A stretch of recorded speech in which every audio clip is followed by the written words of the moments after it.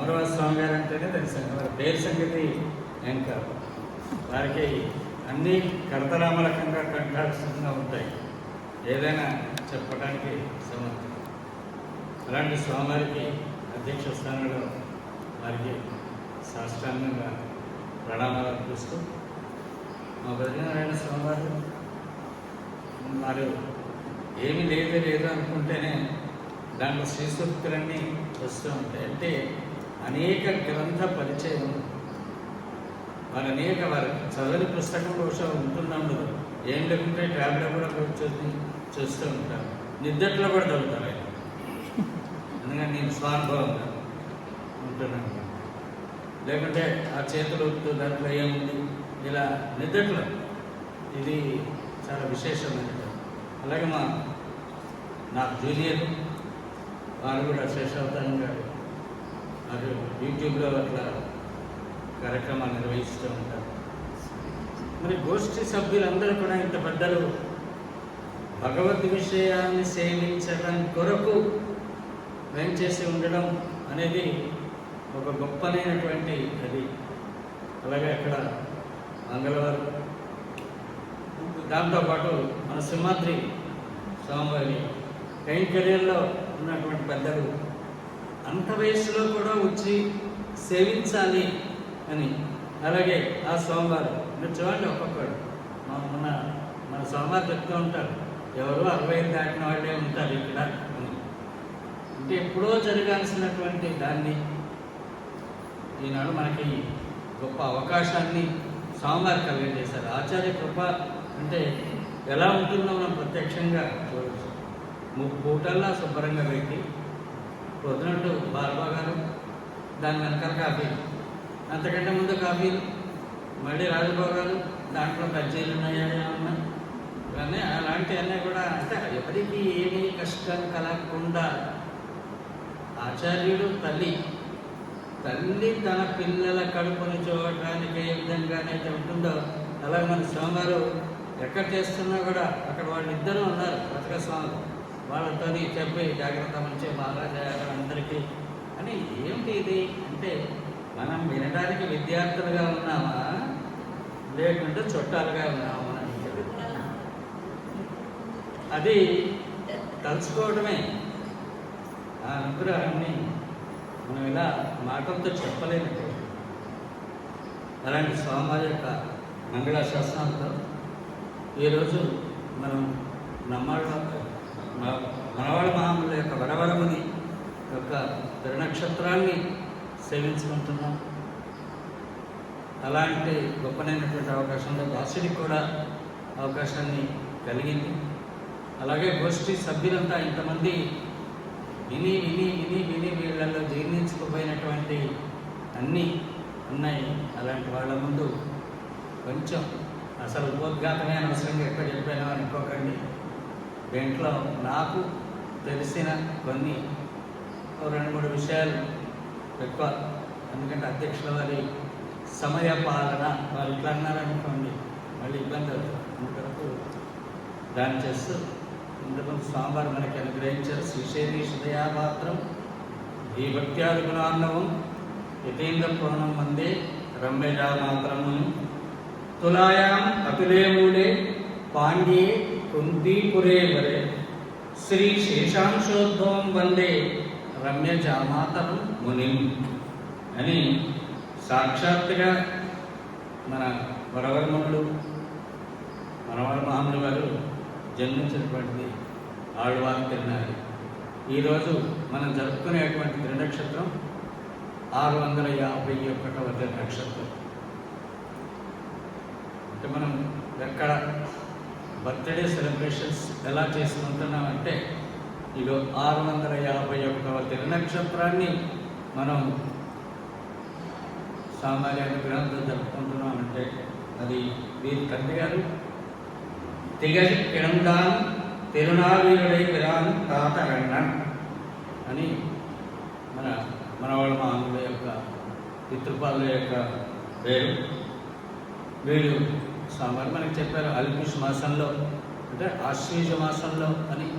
అలాగే సూర్యమానం ప్రకారంగా ఉండేటువంటి తుల దానిలో మూలా నక్షత్రంలో అవతరించారు. మన వెళ్ళిన స్వామి చెప్పారు మూల అని. అసలు మూల అనగానే మూలి అని గజేంద్రుడు పిలిచినటువంటి ఏ మూల అంటే పరమాత్మకి సంబంధమైనటువంటి దాన్నే మనకు జరుగుతుంది కనుక అలాంటి వారిని వీరు సాక్షాత్తుగా తిరువనంతాళ్వాన్ అంశగా ఆదిశేషుని యొక్క అంశగా చెప్తారు. వీరికి అజయ్య మనవాడన్ అని మొట్టమొదటి స్వామివారు మనకి కృప చేశారు. అదే పేరు ఉండేది. సిక్కెల్ కళారం అనేటువంటి ఊళ్ళో వీరు మరి మేనమావ గారు ఉంటారు. ఆ మేనమావ గారి దగ్గరనే చక్కగా ఈ వేదాలన్నింటినీ కూడా ద్రవిడ ప్రబంధాలన్నింటినీ కూడా సేవించారు. ఆళ్వార్ శక్తులన్నింటినీ కూడా చక్కగా అభ్యసించారు. అలాగే మనకి వాతూల వీరరాఘవాచార్య స్వామి అని వారు అన్నాత్మంగా అంటారు. వారు అనుగ్రహించినటువంటి వరవరముని సుచరిత చషకం అని వారు రచించారు. దాంట్లో ఆ గ్రంథం ద్వారా తెలుస్తుంది మనకి. వీరి ఆచార్యులు తిరువాయుమడి పెళ్ళయ్య గారు మన స్వామివారు అనుగ్రహించారు కదా ఇందాక. అలాంటి ఇక వీరు వచ్చి శ్రీరంగంలో వేయించేస్తున్నారు. మాటికి ఏదో పురుళ్ళు వస్తుంటాయి, ఎవరన్నా పోతే అశౌచాలన్నీ ఇవన్నీ వస్తుంటాయి కనుక ఇక లాభం లేదు. ఇవన్నీ ప్రతిసారి పెరుమాళ్ళ కైంకర్యానికంతటికి కూడా వారికి మంగళాశాసనం చేయడం కొరకు ఇవన్నీ అడ్డొస్తున్నాయి. ఇవన్నీ అంటే తాను ఒక కుటుంబీ అయి ఉండి కూడా సాంసారికమైనటువంటి భోగాల్ని కాకుండా నా పెరుమాళ్ళ యొక్క కైంకర్యానికి ఇవన్నీ ఆయనకు మంగళాశాసనం చేయడానికి అడ్డంగా ఉంటున్నాయి అని తాను వదిలి సన్యాసాశ్రమాన్ని స్వీకరించినటువంటి మహానుభావులు అలాంటి వారు. అంతేకాదు ఆచార్య కటాక్షం, ఆచార్యుల మీద మనకి ఎంత ప్రేమ ఉండాలి అనే దానికి మనం ఇక్కడ ఈనాడు దీంట్లో కూర్చొని కాలక్షేపాన్ని అనుసంధిస్తుంటే మొట్టమొదటి స్వామివారు చెప్పారు.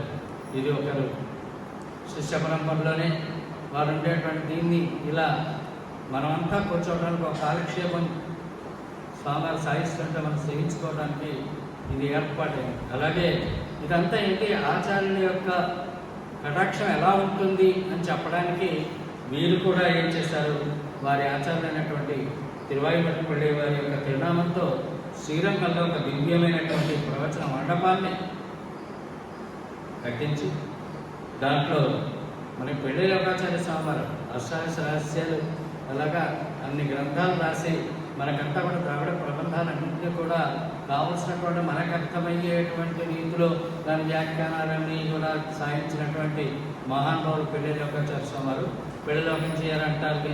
అలాంటి వారి సూక్తులన్నింటినీ కూడా చక్కగా మనకించేటువంటి అందిస్తూ మన వాళ్ళ మామూలు ఆ మండపంలోనే తమ ఆచార్యుల యొక్క గురుగారి యొక్క పేరుతో ఏ మండపంలోనైతే వారు కట్టించారో దాంట్లో ఆ శ్రీశక్తులందరినీ కూడా మనకంతా వచ్చేటువంటి శ్రీరంగంలో వచ్చేసి ఉండేటువంటి భక్తులందరికీ కూడా ఆ శ్రీశక్తిని అనుగ్రహిస్తూ ఉండేటువంటి వారు.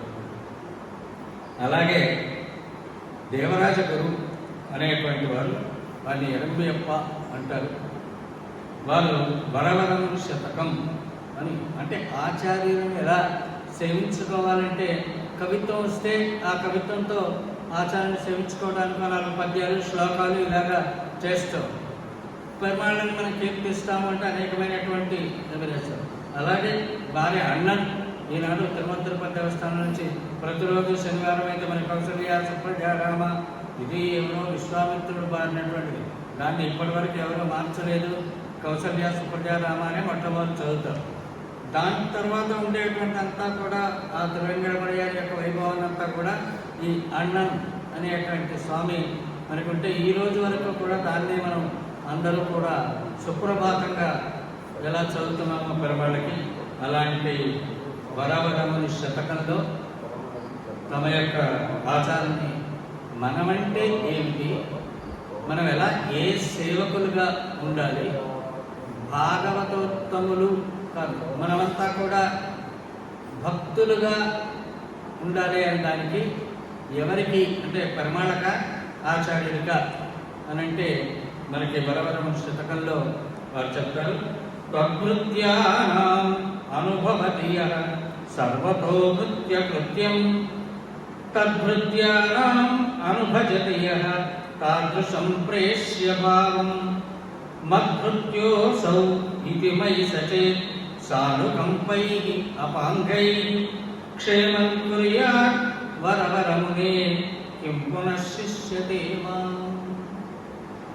సామాన్యంగా వరవరములకి పరంపరగా ఉండేటువంటి శిష్యులు ఓ ముగ్గురు, త్వద్భృత్యానాం ఓ ముగ్గురు శిష్యులు ఉన్నారు. నిజంగా ప్రత్యక్షంగా ఉండేటువంటి వాడు శిష్యులు కాదు, వాడు ఆయన శిష్యుడు, ఆయన శిష్యుడికి శిష్యుడు, ఇలాగా ఉండేటువంటి ఎవరైతే ఉన్నారో దాంతో ఆ శిష్య పరంపరలో యః భృత్య కృత్యం అనుభజతి, అలాంటి వాళ్ళకు కూడా ఎవరు సేవకుడిగా ఉంటారు అని వాళ్ళకి సేవకుడిగా, తద్భృత్యానాం అని తత్శబ్దంతో మరి ఆయనకు కూడా భృత్యుడు అని దాంతో దీంతో ఏడో వాడు, అలాగే ఆయనకి భృత్యుడు సేవకుడు, అలాంటి వాడు ప్రేష్యభావం యః అభిదశతి, ఎవరైతే కావాలని కోరుకుంటూ ఉంటారో అలాగా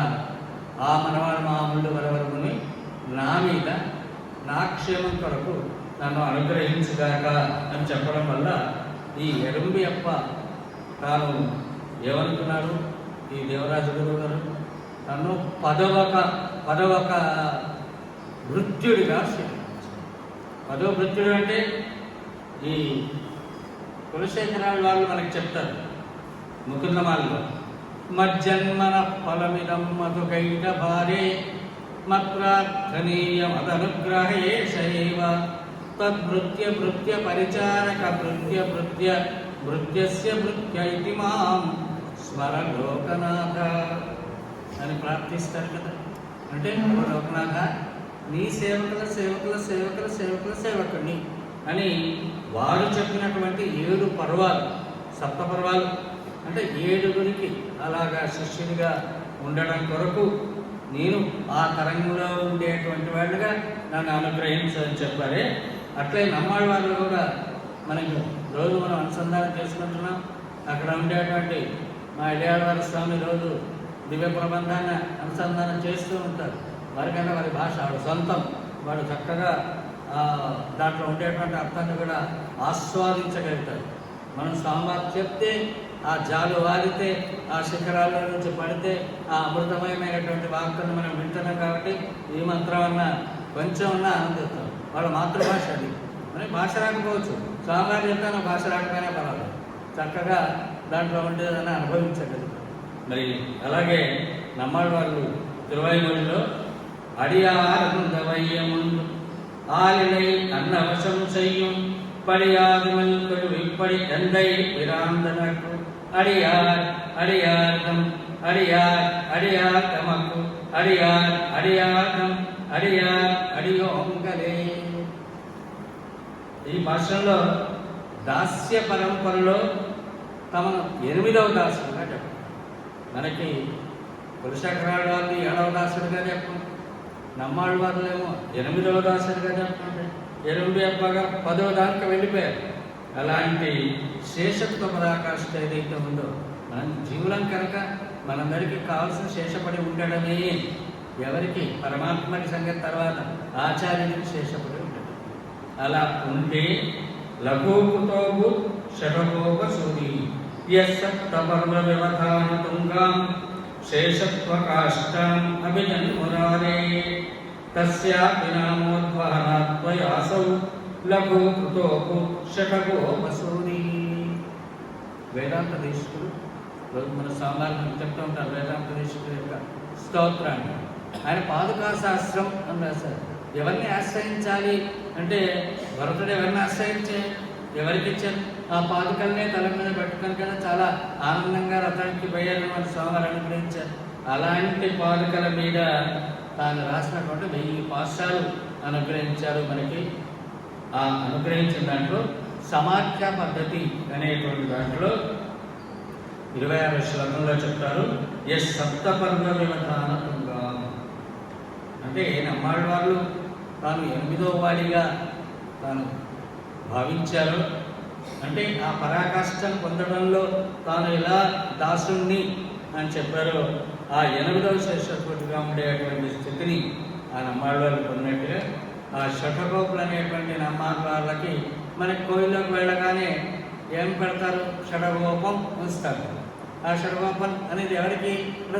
దాని మీద ఉండేటువంటి పాదాలు ఏవైతే ఉన్నాయో ఏం చెప్తారు? శ్రీ షఠగోపన్ అనే తిరునామాన్ని కూడా నువ్వు ధరించావు కాబట్టి ఓ భగవంతుని పాదుక, నీవే ఆ నమ్మాళ్ళ వాళ్ళ నామాన్ని కలిగి ఉన్నావు కనుక తద్వారా వారికి కూడా శేషమై ఉండడం చేత 9వ పర్వం ఇలాగా అంటే 7 కులశేఖరులు, 8 నమ్మాళ్ళ వాళ్ళు, 9 మనకి చెప్పినటువంటి ఆ శ్రీ పాదుకనే, ఆ తర్వాత 10గా వీరు భావించినటువంటివి ఉంటే ఇలాగా మనకి రవరముందే రచించినటువంటి ఉత్తర దినచర్య అనే దాంట్లో చెప్తుంది.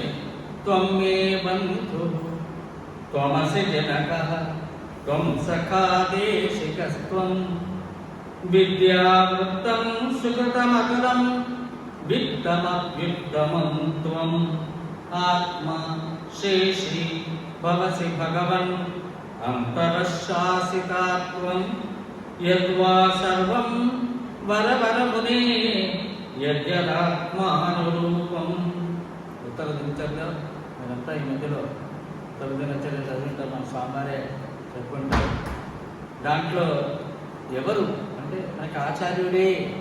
త్వమే బంధు, ఇక్కడంతా బంధువులు అన్నారా? దసరాలు వెళ్ళిపోయాయి, దీపావళి వెళ్ళిపోయాయి. ఏమంటే అక్కడ ఉంటే ఏదో బంధువులందరూ ఉంటాం. మనం ఇక్కడ ఎంత ఆనందంగా పండుగలు జరుపుకున్నాం. బంధువు ఎవరు? మనకు స్వామివారే. త్వమే బంధు త్వమసి జనకః, నువ్వే నా తండ్రి. త్వం సఖా, స్నేహితులు.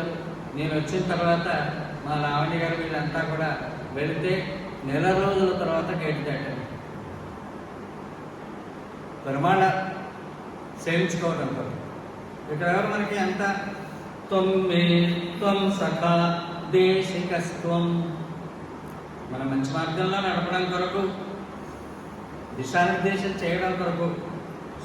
విద్య వృత్తం, మన చరిత్ర, క్యారెక్టర్ అని అంటూ ఉంటాను.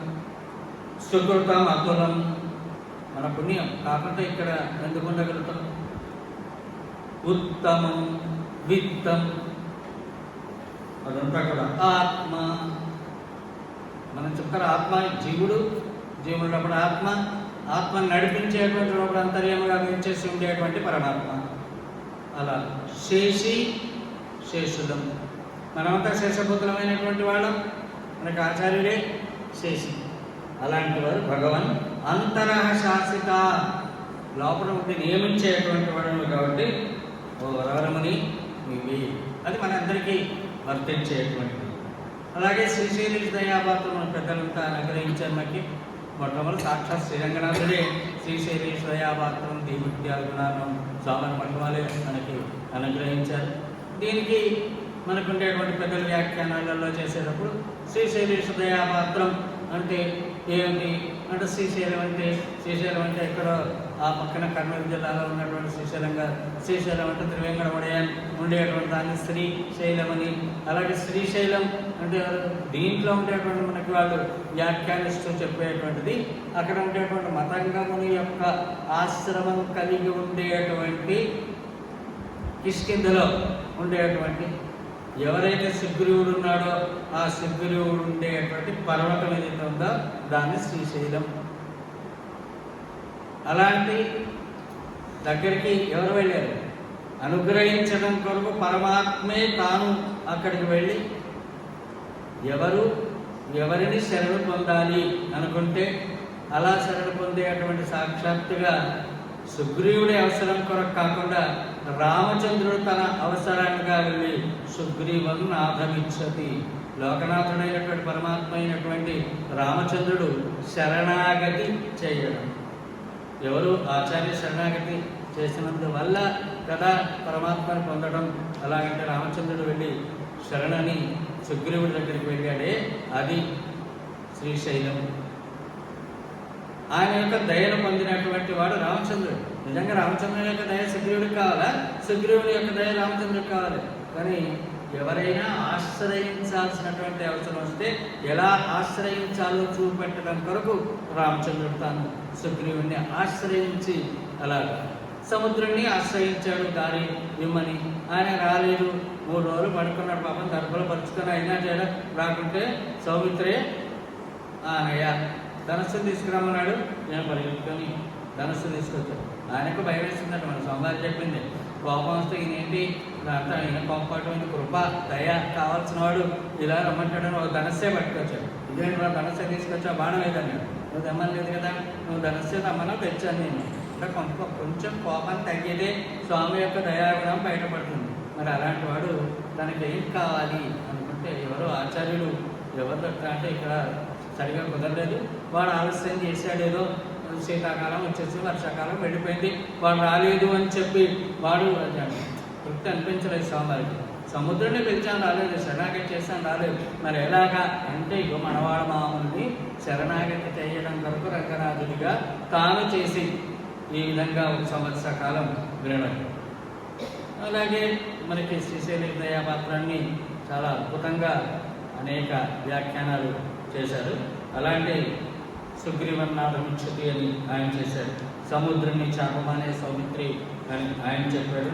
ఇందుకు ఇప్పుడు ఆచార్యాయ ప్రియంతరమావృత్య ప్రజాదంతం మావ్యవచ్చేసి గురువు గారికి మనం ఏదో ఒకటి సమర్పించుకోవాలి, ఏంటి వారి ఇష్టమైంది సమర్పించుకోవాలి అనుకున్నప్పుడు ఏమి ఇవ్వగలుగుతాం, దాని వరకు ఏం చేయలేదు. పాపం కృష్ణ పరమాత్మ కూడా ఈయనప్పుడంటే వశిష్ఠుల దగ్గర నేర్చుకున్నాడు పాపం. ఆయనతో విశ్వామిత్రుడితోనే వెళ్ళాడు, అంటే ఎక్స్కర్షన్ వెళ్ళాడు అనుకోవాలి. ఎందుకు అంటే విశ్వామిత్రుడు తీసుకొని వెళ్ళాడు.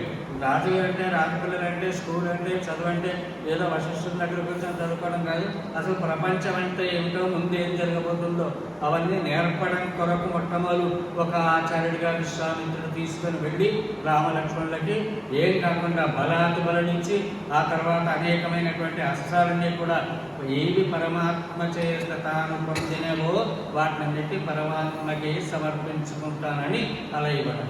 అలాంటి విశ్వామిత్రుడు కూడా రాయసంతో పాపం ఆమెతో అనుభవించాడు, ఇలాగా జరిగింది ఇవన్నీ అని చెప్పి ఆ కథలన్నీ విన్న తర్వాత ఈయన దగ్గర కూడా మనకి అంతా విన్నాడు పాపం. మరి 2 రోజులు సేవించిన తర్వాత ఇదేం తృప్తి కలగాక రంగనాథుడిగా మనవాడు మామూల దగ్గర తాను కాలక్షేపాన్ని తాను పొందినటువంటి ఆయన. అందువరకు దీన్ని ఇలాంటి గొప్పనేటువంటి ఆయన ఏం చేశాడు, కృష్ణ అవతారం. ఎప్పుడు కృష్ణ అవతారంలో ఉన్నాడా, ఎప్పుడో పాపం చాలా ఏళ్ల తర్వాత చదువుకోవడానికి ఆయన దగ్గరికి వెళ్ళాడు పాపం. వెళితే అదేమన్నా అయిపోయింది, గురుదక్షిణ ఇవ్వాలి, ఏమాలి పాపం. అంతవాడు పరమాత్మ పక్కన ఉన్నా కూడా పరమాత్మ నువ్వే కావాలని కోరుకోకుండా ఎప్పుడో ప్రభాస్ కీర్తనలో మునిగిపోయినటువంటి తమ పిల్లవాడు కావాలి. ఏం చేస్తే తప్పదు. అయ్యో ఇలా కూడా నాకు తృప్తి కలగలేదు అనేటువంటి అసంతృప్తి కలిగిన పరమాత్మ తాను ఇప్పుడు ఈరోజు మనం ఏ మనవాడు మామూలు యొక్క దివ్యమైనటువంటి నక్షత్రం జరుపుకుంటున్నామో ఆ వారి దగ్గర సేవించడం కొరకు, అలాగే తాను ఈ బాధుల వీరరాఘవాచార్య స్వామి వారిని వరవరముని సుచరిత చషకం అని ఒకటి రాశాడు. లోకాచార్యోక్త తత్వత్రితయమనుయుగ శ్లోకవం వాగ్భూషటీక మాలా సంక్షేప గీత హృదయ వివరణే జ్ఞానసారాదిటీక అంతాదిం రత్నమాలాం షటరూపడతివ్యా క్రియామాయాలం చక్రే కాంశ్చిద్బుధైర నకలయతనిహీనాత్మ ఉచ్ఛాపదేశాత్. స్వామివారు మనకి చెప్పారు, వారు రచించినటువంటి పెద్దలు రచించినటువంటి గ్రంథాలన్నింటినీ కూడా వ్యాఖ్యానం చేస్తూ సంస్కృత వేదం కంటే కూడా వారి యొక్క ఆచార్య అనుగ్రహంతో ఆజ్ఞతో వారంతా కూడా ద్రావిడ వేదాన్ని అంతా కూడా చెప్తే అనేకమైనటువంటి గ్రంథాలు, ఆ గ్రంథాలన్నీ కూడా మనకి స్వామివారు చెప్పారు. దాంతో శ్రీవచన భూషణం, ముముక్షుప్పడి, అలాగే భగవద్గీతకి సంక్షేపమైనటువంటి వ్యాఖ్యానం, దాంతో ప్రమేయసారం, జ్ఞానసారం వీటన్నిటికీ కూడా రాసి తిరువాయుడు నూత్తందాది ఉపదేశ రత్నమాల ఈడుపత్తరాయపడి దానికి ప్రమాణం తిరట్టు అనేది కూడా వారు సాధించి వైష్ణవత్వాన్ని మరిచిపోయి వైష్ణవం అంటే ఒకరితో ఒకరు ప్రేమగా ఉండడమే, పరమాత్మ మీద ప్రేమను కనబరచడమే. గొప్పలు మన సంబంధిస్తూ ఉంటారు కదా, అలాగా ప్రేమతో నిండి ఉండేటువంటి దాన్ని చూస్తే సహించలేక దెబ్బలాడుకుంటున్నటువంటి వైష్ణవుల్ని చూసి వాళ్ళలో ఆ వైరుధ్యాన్ని పోగొట్టాలి అనేటువంటి దాంతో వీధిలో కొట్లాడుకుంటున్నటువంటి కుక్కల్ని ప్రశ్నిస్తున్నట్టుగా, ఏంటి మీరు కూడా శ్రీవైష్ణవభూషణాన్ని అధికరించారా అంటే, ఎవరు అహంకారంతో ఉంటారో అలాగే దెబ్బలాడుకుంటారో ఎవరైనా అని మందలిస్తున్నట్టుగా చెప్పి వాళ్ళ మధ్యలో ఉండేటువంటి దాన్ని మాన్పించారు. అలాంటి వరవరుని మనవాళ్ళ మామూలు వారి గురించి రఘునాథాచార్య స్వామి వారు ఒక పంచాశత్ అని ఒక 50 శ్లోకాలు రచించారు. శ్రీభాష్యం యత్ప్రణీతం యది కులపతినా ప్రౌఢ గంభీర పావం మాతృక్షాణం తదేతత్ వృష దురభగం క్షేము శ్రీమాన్యభావాతి లోకాచార్యోక్త తత్వత్రయమిహ మధురై వాగ్విలాసైః వివృణ్మన్ వేదాంతార్థం సమస్తం విశదే విహిన సౌమ్యయోగీ దయాళు అని రఘునాథాచార్య స్వామి చెప్పారు. దీంట్లో గొప్పనైనటువంటి అవిశ్రుతా సుగంభీరా రామానుజమునేర్గిరా మనకి చెప్తారు. భగవద్ రామానుజుల యొక్క వారు ఎప్పుడు కైంకర్యమే చేసి ఉండేటువంటి వారు రచించినటువంటి శ్రీభాష్యంలో ఉండేటువంటి విషయాలన్నింటినీ కూడా ఈ శృత ప్రకాష్ గారు చెప్పినట్టుగా దానికి అనుగుణంగా తత్వత్రయం మన సందర్భం మనకి ఇందాకనే అనుగ్రహించారు. అలాంటి దాన్ని ఆ సంప్రదాయంలో దాన్ని కుట్టి భాష్యం అంటారు. అంటే ఆ శ్రీభాష్యంలో ఉండేటువంటి విషయాన్ని శ్రీభాష్యం రచించింది రామానుజుల వారు, అక్కడ ఉండేటువంటి వ్యాసవారి యొక్క ఒక అంటే సాక్షాత్తుగా ఆదిశేష అవతారం. మళ్ళీ మీరు మనవాళ్ళ మామూలు కూడా ఆదిశేషుని యొక్క అవతారమే అని చెప్పడానికి ఆచార్యత్వం యదీయా బుద్ధి బహుమతే అంతరంగా అభిరాజ ఇత్వాయత్వాద సేవాం పరమమిహ పదం నేతి శంసంతి సంతః సోయం సౌమ్యోపయాంత విశద విమల వాక్కుంభచూడామణి మాం స్వీయ శ్రీ సూక్తి సేవ సురభిత జనుషం సంవిధత్తాం కృపాళు. ఆయన అంత గొప్పనైనటువంటి వరవరమునే శ్రీమన్ మామూలునే వారు రంగనాథుడే ఆచార్యులు స్వీకరించాడే, అలాంటి సంభావిస్తున్నాడు కదా. అటువంటి విశద వాక్చికామని ఈ వరవరమునికి పేరు, మన వాళ్ళ మామూలకి. అలాంటి అంటే ఏదో గొప్పదైనటువంటి ప్రాప్యం ఇంకోటి ఏమీ లేదు. అలాంటి నీ యొక్క శ్రీశక్తిని సేవించి సంస్కరింపబడి నేను కూడా సార్థకంగా ఉండాలి అని చెప్పి ఆశిస్తూ చివరగా వీరి గురించి రాసినటువంటి ఒక పద్యాలు 2 చదివి శ్లోకం చదివి ముగిస్తాను. యపూర్వం లక్షణస్సం వ్యతనత సకలాం రామకైంకర్యవృత్తిం భూత్వా రామానుజార్యః శృతిశిఖరమతస్థాపనం చాకరోద్య ఏవం యప్రాప్య భూమ్యాం వరవరమునితాం తన్మతస్యావితాభూత్ దీపావళ్యామిహాసౌ వితరతు జగతాం ఆదిశేషః శుభాని.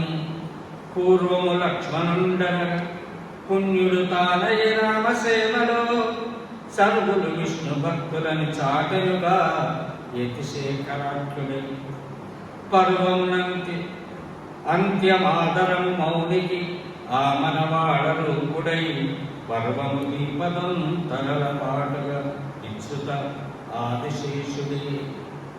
వైకుంఠే శేషనామా పరిచరితి సదా సర్వదా శ్రీపతిం యః శ్రీరామానుజస్సం శృతిహృదయగతం సంప్రదాయం రరక్ష ప్రాదుర్భూత పునః శ్రీ వరవరమునిరాడ్రూపదా శోధ్య భవ్యే మూలాఖ్యేభే తులాయాం ఇహ జగతి ముదే సమ్మనాం భోరుణాం శ్రీవైకుంఠంబు ఆదిశేషుండనగనిరి సదా సర్వకైంకర్యునీవే శ్రీరామానుజాఖ్యువై శృతిహృదయగత సంప్రదాయాత్మకుండై ఈ లోకాత్మింగని శ్రీ వరవరమునిరాట్ రూపమున్ పొంది నేడి మూలా నక్షత్రమంబి పదమిడని కదా ముక్తి తుదీయను. అందరికీ కూడా ధన్యవాదాలు సమర్పిస్తూ సమయం ఉపయోగిస్తున్నందుకు అధ్యక్షులను క్షమించవలసిందిగా ప్రార్థిస్తూ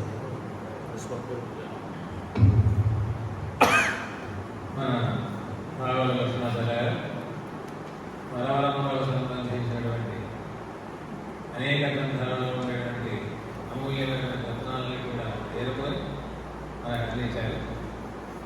అయితే మనం కొంచెం పక్కతో పట్టించేట్టుగా కూడా ఉంది. శ్రీశైల దయాపాత్ర శ్రీశైలం అంటే సుగ్రీవుని పరమరాజు మనం పొరపాటున అదే వస్తూ ఉండడం చాలా కష్టం. కానీ శ్రీశైల దయాపాత్రలు అంటే వీరి యొక్క ఆచార్యుల శ్రీశైలం వారి యొక్క దయపాత్రులైన వాళ్ళని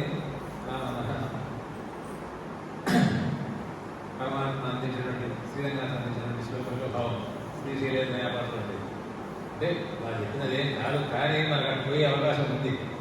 ఇప్పుడు శ్రీశైలం అంటే సుగ్రీవుడు దయాకరమైన దయాపాత్రుడైన రామని చెప్తున్నాం. మనకు తప్పుకోకూడదు సుమా. శ్రీశైల దయాపాత్రుడు ఎవరు అంటే ప్రమాణం. శ్రీశైలేశ్వరుడు ఎవరు? శ్రీశైల పుణ్యులు వారి ఆచార్యులు. వారి యొక్క దయకు పాత్రమైనటువంటి వారిని కొంచెం తప్పుకోకుండా నటించాలి. మనవారు స్వయంగా కవులు కాబట్టి వారి రైతు కూడా అనిపించారు. చాలా సంతోషం. ఇంకా మనకు తర్కశాస్త్ర పండితులు మనకు అందిస్తారు.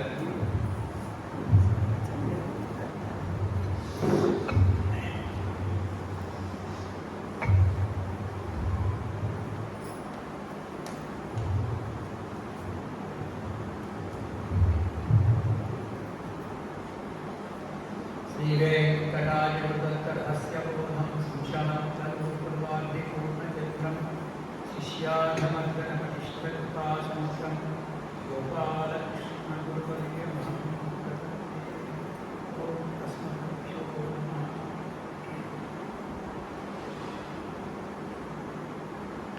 ఇక్కడ వెయిట్ చేసినటువంటి వైష్ణవ్ గారు అలాగే పెద్దనే వారి పెద్దనే గారు కన్నయ్య చిన్నయ్య వారు చెప్పారు పరిచయం చేసిన కోసమని మేమంతా ఒకటే కాలేజీలో చదువుకున్న వాళ్ళమని. అది వాస్తవం. ఆ తర్వాత ప్రతి మాటలో అంత వాస్తవం ఉండేది. మా చిన్నయ్య గారిని పరిచయం చేస్తూ వారి క్యాటర్ని పండించుకున్నారు. వారి పాండిత్యం ఆశయముష్టి అంతే చూశారు. దాసుని పరిచయం చేస్తూ కషాస్త్రం అక్కడ ఒక చిన్న ఇది ఏంటంటే క్షణాభూతం అతార్కిక. తర్కశాస్త్రం అంటే ఎటువంటిదంటే ఎప్పటికీ ఆలోచిస్తుంటారు. అలా కానీ అది ఆచరణలో ఆలోచనలు లేకపోతే ఆ చదువుకున్న వాళ్ళు అతార్కికులు అవుతారు. కాబట్టి దాసుని స్థితి కూడా అంతే. ఇప్పుడు 40 సంవత్సరాల కింద ఏ చదువుకున్నామో తెలియదు. చిన్నతనంలో ఆటలో పాటల్లో అంతా గట్టిపోయి ఇప్పుడు బాధపడుతున్నాం. 5 రోజులు చదువుకోలేదే. అది పరిస్థితి దాసే. అయితే అలభ్య లాభం అని స్వామివారు చెప్తుంటారు. పరమాత్మ కటాక్షం లభ్య లాభం. అలాగే దాసులు కూడా ఈరోజు ఇక్కడ ఇంతమంది భాగవతులు మన ముందు కూర్చుని ఎవరు నాలుగు తెలిసి తెలియని మాటలు అవాకులు తెవాకులు తెలియటువంటి ఈ యొక్క లాభం ఏదో అలభ్య లాభమైన వాస్తవానికి నేను ఆ నియాలు వారి స్వామి వారి పక్కన కూర్చుని దగ్గరగా ఉంటే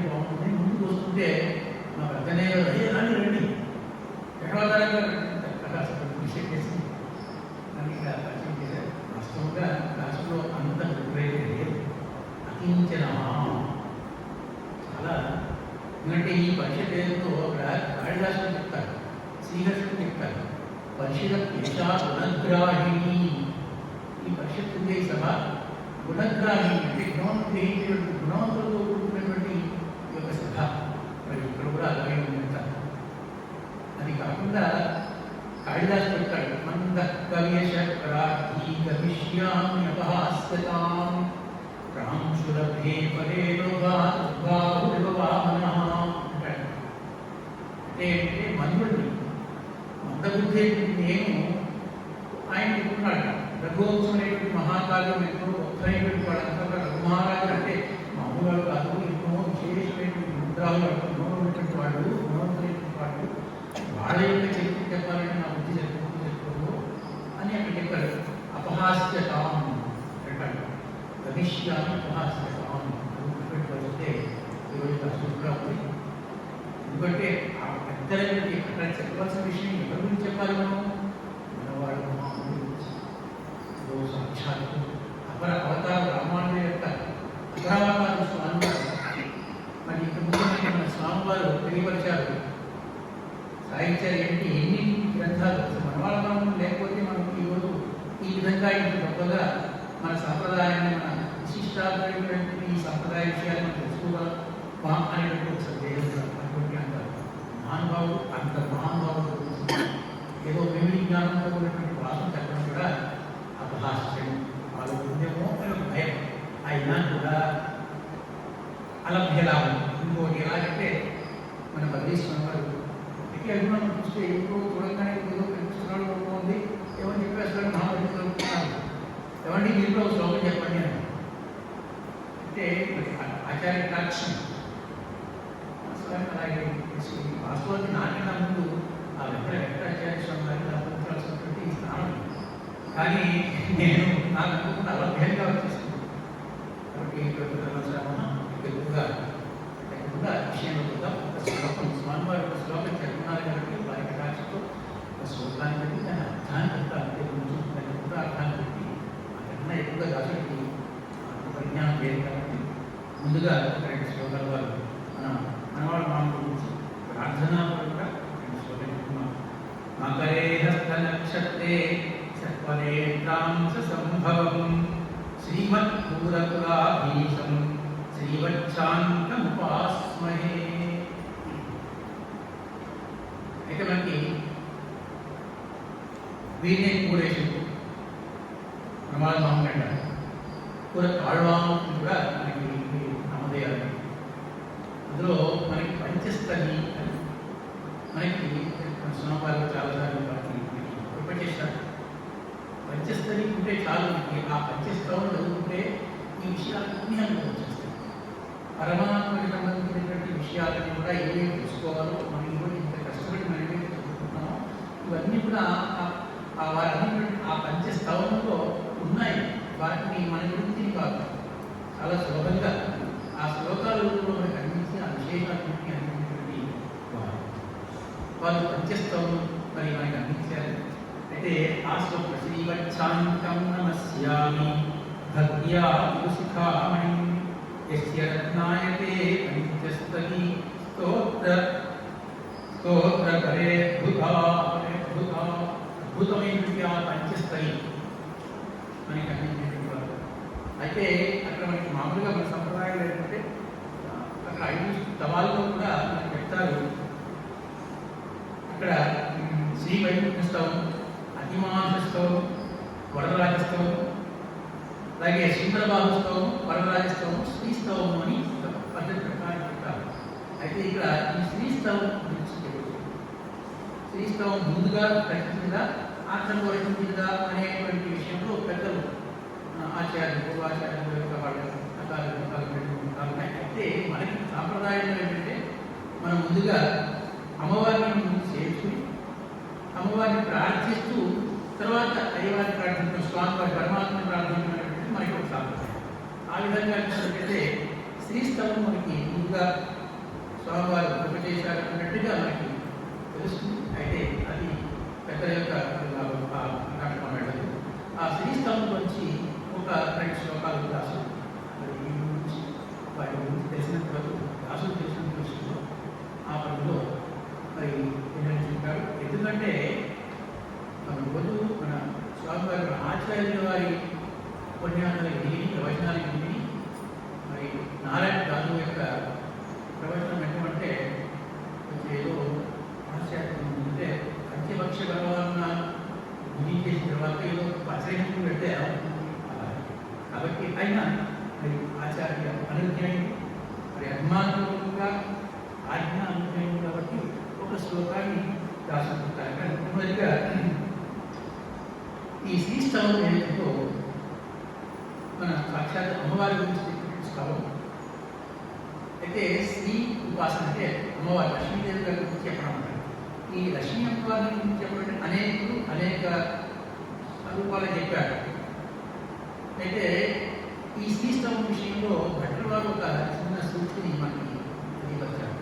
శ్రీమద్ రామాయణం అని అక్కడ చెప్తూ శ్రీమద్ రామాయణం కూడా ఇందులోనే అమ్మవారి యొక్క వైభవాన్ని చెబుతుంది అని చెప్తూ శ్రీమద్ రామాయణం పరం ప్రాణి త్వచ్చరిత్రే.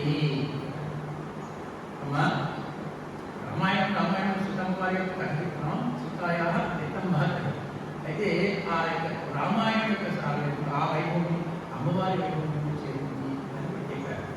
అక్కడ చెప్తూ మనకి మొట్టమొదటి శ్లోకంలో స్వస్తి శ్రీ దిశతా అశేష జగతాం సర్గోపసర్గస్థితి అని చెప్తూ అక్కడ శ్లోకం సర్గం దుర్గతిం అపవర్గిత పదం సర్వం చతుర్వన్హరి యస్యాహ వీక్ష్య ముఖం తదింగిత పరాధీనో దత్తేజ్ఞం క్రీడేయన్ ఖలు నాణ్యతాస్య రసదా స్యాదైకరస్యాత్తయా. ఇదంతా కూడా పరమాత్మకు ఒక లీల. ఇక్కడ ఏం చెప్పారంటే మనకి ముందుగా స్వస్తి శ్రీ దిశతా ముందుగా మీకు స్వామివారు మనకి అందరికీ కూడా అభయాలు ఇస్తున్నారు. అమ్మ మీకు అందరికీ కూడా స్వస్తి శ్రీ అమ్మ శ్రీ స్వస్తి దిశతా అందరికీ కూడా శుభములను సంపదలను ఇచ్చుదాక అని మొదలుపెట్టారు స్వామివారు. స్వస్తి శ్రీ దిశతా అశేష జగతా సర్గోపసర్గస్థితి. అయితే అయ్యవారి కోసం ఎందుకు అంటే అమ్మవారి ద్వారానే అయ్యవారు ఇస్తారు. అయ్యవారుకున్న అమ్మవారికి ఎందుకంటే అక్కడ ఒక శ్లోకం చెప్తూ స్వర్గం దుర్గతిం ఆపవర్తిక పదం అని చెప్తూ సర్వం చతుర్వన్హరి. ఆ పరమాత్మ అన్నింటినీ సృష్టి స్థితి లయాలన్నింటినీ కూడా చేస్తూ లీలాంతా కూడా తన యొక్క చేస్తూ ఎలా చేస్తారట అంటే మనకు ఉదాహరణగా చెప్తారు పెద్దలు. లీలాలు కాబట్టి ఏ విధంగా చిన్నపిల్లలు ఆడుకుంటారు. ఈ సముద్రంలో వెళ్ళినప్పుడు వాడంతా కూడా మట్టిలో ఆడుకుంటూ చిన్న చిన్న నీళ్ళలో కట్టారు. కట్టి వాళ్ళలో వాడు ఇది బాగా తెలియబట్టి వాళ్ళు దాన్ని కొట్టి పడాలి. అది ఒక ఆట. అలాగే పరమాత్మ కూడా ఈ సృష్టి స్థితి లయాన్ని సృష్టిస్తూ చెప్తా కూడా ఒకసారి అమ్మవారి ముఖం చేసి చూస్తాడు.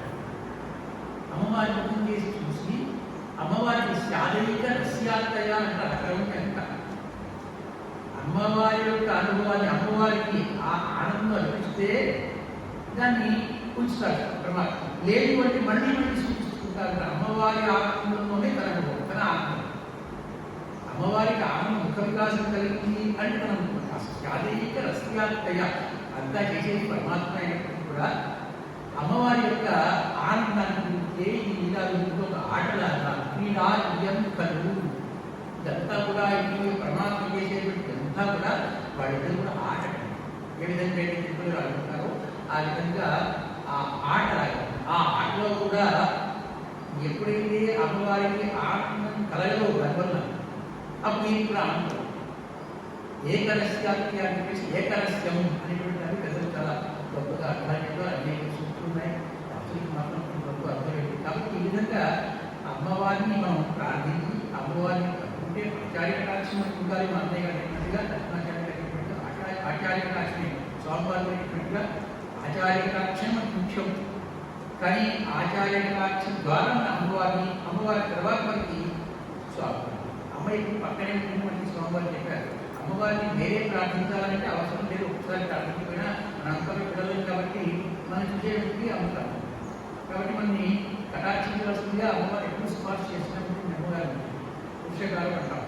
ఆ విధంగా ఈ శ్లోకంలో యస్యాహ వీక్ష్య ముఖం, అమ్మవారి యొక్క ముఖాన్ని చూసి తది ఇంగిత పరాధీన, ఇంగితము అంటే ఇంగితం చేస్తారు, ఇచ్చ అమ్మవారి ఇచ్చ చూసి అమ్మవారి యొక్క ఆ ముఖ కవళికను చూసి అని అన్నట్టయితే అమ్మవారి కానీ కాస్త మళ్ళీ సృష్టించాలి మళ్ళీ ఆలోచిస్తాం.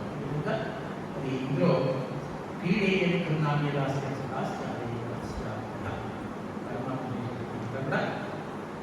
అమ్మవారి ముఖ వికాసం గురించి వారికి ఆ కూడా ఇంకొక క్రీడ ఆటగా ఉంటుంది, భక్తి మనసు. ఆ తర్వాత ఇంకొక శ్లోకంలో ఒకసారి నాకు సమయం లేదు కానీ అయినా కూడా అంటే తర్వాత మన పెద్దన్న గారి తర్వాత వారి మాట్లాడినాను కూడా. అయితే ఐదో శ్లోకంలో ఇక్కడ అంత మహాపండితులైనటువంటి అంత గొప్పైనటువంటి కారణజన్మైనటువంటి స్వామివారు కూడా తమ యొక్క మన సాంప్రదాయంలో ఉంది కూడా చూసుకున్న ఎక్కడికి వెళ్ళామో ఆ పరమాత్మ నుంచి తప్పనిసరిగా రోజు మనం ఆటల్లో మరి స్వామివారి యొక్క మన యొక్క ఆతిథ్యాన్ని స్వామి మనం నువ్వే రక్షించవలసింది కూడా ఐదో చోదీయానికి అని స్వామివారి యొక్క మనం కూడా తన యొక్క ఆ ఆతిథ్యాన్ని అంటే చెప్తున్నారు. ఏమిటి ఎందుకు అంటే ఆతిథ్యం అంటే ఏమిటండి అంటే తక్కువ ధరం. ఎలా తక్కువ ధరము అందరూ పెట్టగలము అంటే అయినప్పటికీ కూడా మన పరమాత్మకి వెళ్ళినప్పటికీ లోకంలో కూడా చూస్తున్నాం. ఎవరైనా బాగా విశిష్టమైన గుణాలు చిన్నాలు చూసుకుంటే మనం అనిపిస్తున్నాము ఆయన మన స్వామివారి చూస్తుంది వారి సౌందర్యాన్ని స్వరూపాన్ని ఆ జ్ఞానాన్ని వాటిని చూస్తే ఒకసారి అనిపిస్తుంది వీళ్ళు ఇటువంటి వాడు నేను వారిని చూడమా అది దోషం కదా అనిపిస్తుందా.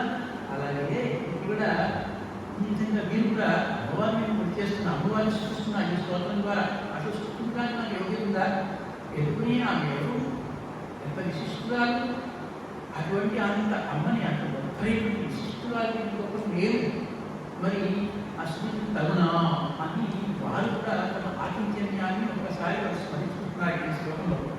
శోధీయానికి దుష్ట బుద్ధిలను నిశ్రీహోమి అని కూడా అభిప్రాయం చోదీయాన్ అపి విధంగా చోదీయాన్ని అవగాహన చోదీయాన్ని దుష్ట బుద్ధి నిస్నేహోపి అనీహోపి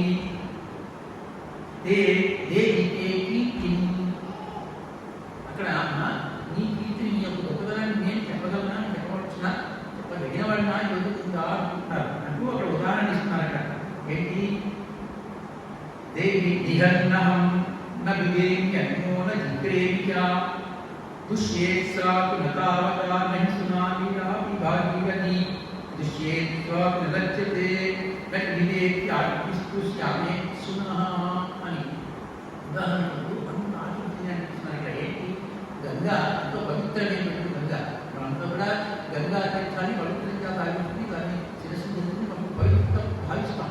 అటువంటి పవిత్రమైనటువంటి గంగా జలాన్ని ఒక కుక్క వెళ్ళి అందులో ఏం చేస్తుంది దాహం వేసిందే దాహం వేస్తే అది కాస్త నాలుగు లిహన్ లీఢం రేటు లిహ అంటే నాడుతో అది దాన్ని ఆ గంగా యొక్క పవిత్రని అది దాన్ని కుటుంబం పట్టుకురాలుతాం మనం.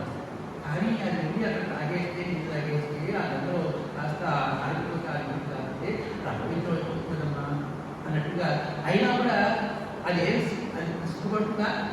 దానికి ఏం కావాలి, దాని యొక్క దాహం ఆర్పించుకోవాలి అంటే దానికి అనిపించలేదు. అలాగే నేను కూడా ఎలాగైతే ఆశిస్తున్న దానికి ఆ యొక్క ఎటువంటి సిగ్గు లేకుండా ఎటువంటి లజ్జ లేకుండా ఏ విధంగా అయితే దాని యొక్క ఆ దాహాన్ని పెరుగుతుందో అలాగే అమ్మ నేను తక్కువ వాడైనా సరే దీని నుంచి ఆ విధంగా స్తోత్రం చేస్తున్నాను అని తన యొక్క ఆతిథ్యాన్ని ఈ శ్లోకంలో ఆ స్వామివారు ఈ విధంగా చేశారు. రెండు మాటలు రాసుకున్నాను అర్థమైపోయింది. ఎందుకంటే ఈ సభ భాష గుణగ్రాహి ఎలా గుణాలను గ్రహించేటువంటిది రాష్ట్ర యొక్క మాటలు ఏమనుకుంటే గుణాలు తీసుకోవాలి గుణాలు అని రాస్తూ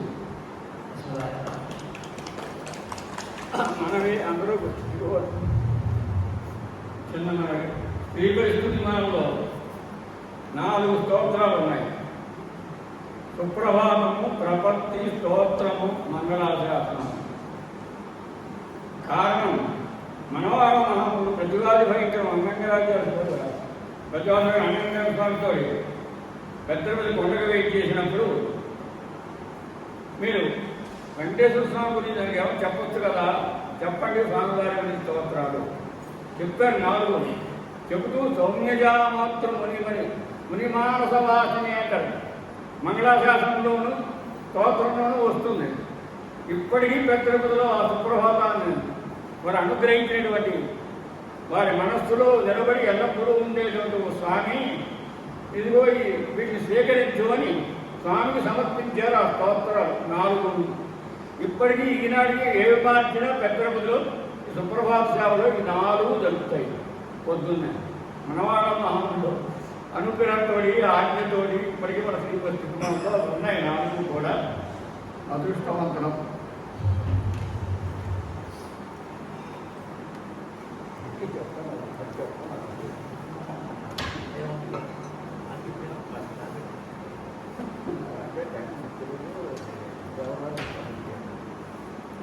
మన శేషావతారం గారు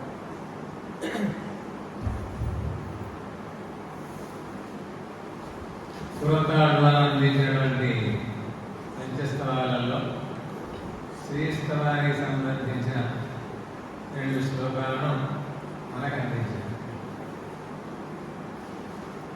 అది చాలా ప్రౌఢమైనటువంటి నిజం. పురతాళ్వాల పంచస్తవాలు అర్థం చేసుకోవాలంటే కొంచెం ప్రౌఢమైనటువంటి మేధస్సు కావాలి, సులభంగా అర్థం కావాలి. అటువంటి దాన్ని కూడా వారు మహించి దాంట్లో ఉండే సారాన్ని తీసి మనకు 2 శ్లోకాలు అందించారు. చాలా బాగా. ఇకపోతే మనంతా కూడా ఈ కాలక్షేపాన్ని సేవిస్తూ ఉన్నాం. ఇంతకుముందు మీరంతా మూర్ఛపడి శ్రీవజ్రభూషణం ఇవన్నీ సేవించుకున్నారు కదా. ఏంటి సారాంశం? మనం ఏం చేయాలి? శ్రీవజ్రభూషణాన్ని మీరంతా విన్నారు కదా, మూర్ఛపడి విన్నారు కదా. మరి ఏం చేయాలి? మనకి ఏది ఉత్తారకం అది సారాంశం. ఏంటి అంటే మనకు కర్మ, జ్ఞాన, భక్తి, ప్రపత్తి అన్ని అవసరం.